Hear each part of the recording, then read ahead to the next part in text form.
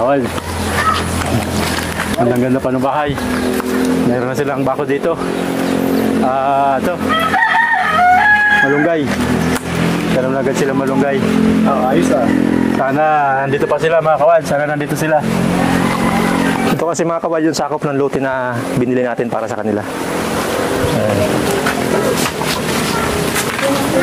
Tao po. Tao po.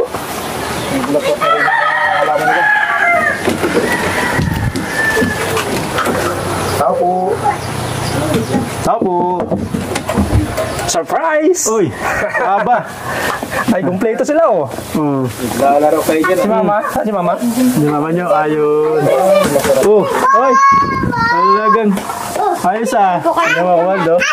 Lalaro lang yung mga bata. 1, 2, 3, 4, 5, 6 kumpleto. Ano mo? Dito sila kasi wala pang pasok ngayon mga kawan. Pwede tumuloy? Ha? Pasok kami. Pasok. Lubo pa ah. Dinalo natin sila mga kawan para makamusta natin sila. Ayos oh. Ano si Sel? May merenda oh. May merenda tayo mga kawan. Bali yun yung kinakain ng mga bata. Pero parang masarap pa itikman. Hoy, tira mo. May family portrait na sila dito. Saan? Ayun! Ang kuwal.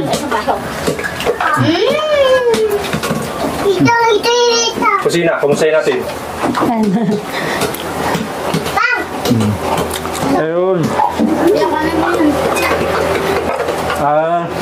Nagluluto ng hotcake. Ayun, bawal. Bali lang lutuan. Babo. Yan, yung CR. Kamusta kayo dito, Neg? Kamusta? Masaya po. Okay yan. Yung buti naman at masaya kayo dito. Ano? Nakita ko yung bahay hanggang ngayon. Wala pa rin dumi. Oh. Malinis na malinis pa din. Talagang nalagaan nyo. Ingatan po namin. Oo. Okay lang. Kamusta kayo, Neng? Kamusta kayo dito? Okay lang? Parang masaya kayo lagi dito, ha? Oo. Aba, ang ganda ng garo. Meron pa ba nabubulit sa inyo dito? Wala na? Ano sinasabi ng mga kalaro nyo? Magandang bahay. Maganda na yung bahay nyo? Ayun. Ano, ikaw? Kamusta ka? Ay! Parang yung bigyan natin laruan na. Ayan.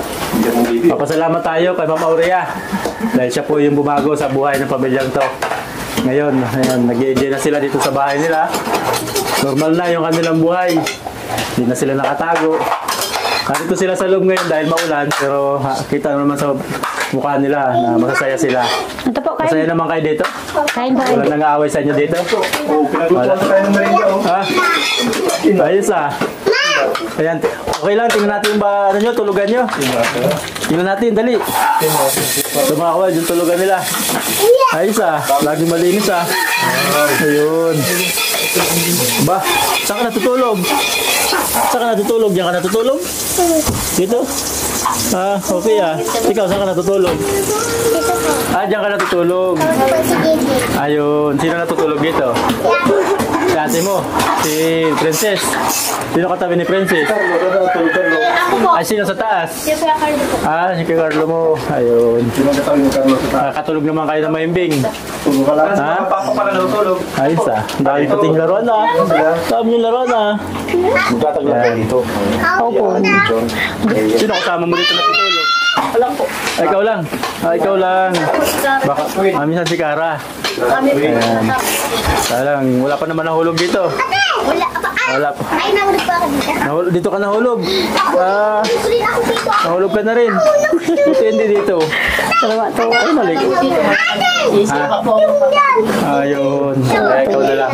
Nahulog ka dyan. Kaya ko na? Pumapasok pa ba kayo? Nag-aaral pa kayo doon? Hindi pa kayo na-transfer? Hindi pa. Alanganin na po, third quarter na. Di, sa sunod na taon na. Third quarter na daw. Ayun. Okay ah. Dami pati laruan ah.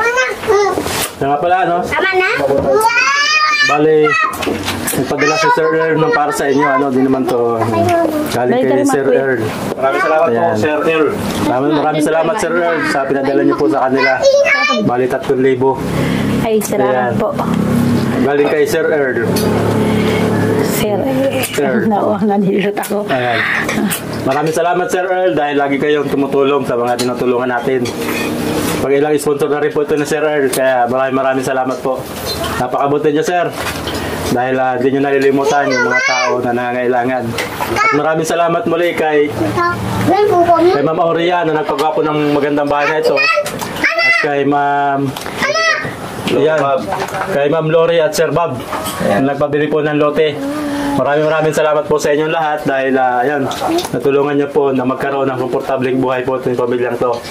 Salamat po. At siyempre, maraming salamat sa lahat po ng aming mga viewers at mga sponsor na lagi pong sumusuporta sa amin. Dahil po sa inyo, nagiging posible po ang lahat na ito. Kaya maraming salamat po. Sana di po kayo magsawang sumuporta sa atin para marami po tayo matulungan. Salamat po. Maraming salamat po. Salamat po dito sa... Ayo, siya nga pala. Sige. Kay Sir Earl. Sir Earl, maraming salamat po dito.